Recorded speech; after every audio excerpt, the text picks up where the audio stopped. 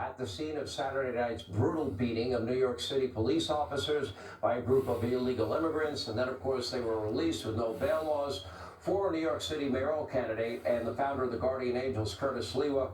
Curtis, we've been in Times Square together. To think that police officers are beaten in public like that, and we're showing the videos, I say this, and then to have the justice system let them out, and then to have pickpocket gangs all over Times Square, they don't have the manpower to stop that either.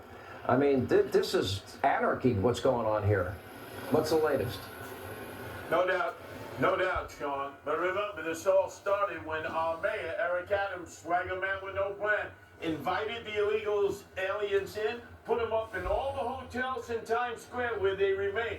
$400 a night, and now they form gangs. And so when the police try to move them on from basically jostling and hassling and pickpocketing people and going into stores and shoplifting, they now resist. They form gangs. You saw the video evidence.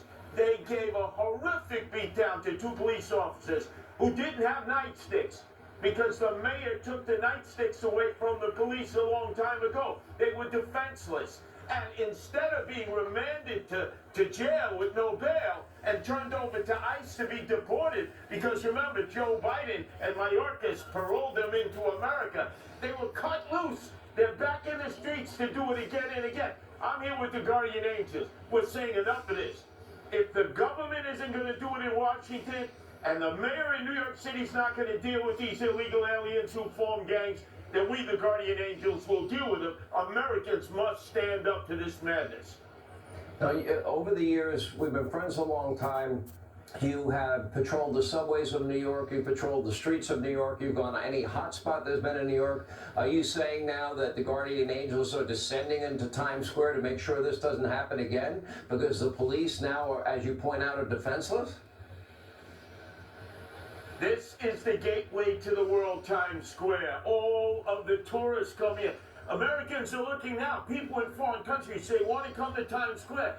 Imagine, they can't be safe if police officers who are armed are not safe, who get beat downs, and then the illegal aliens who did it are untouchables.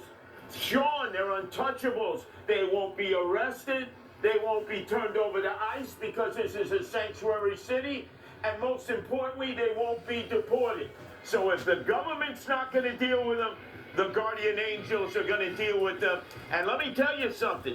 The cops should have had the nightsticks. They could have given them a wooden shampoo, hit them in their shins, hit them in their kneecaps. They wouldn't have been able to run anywhere.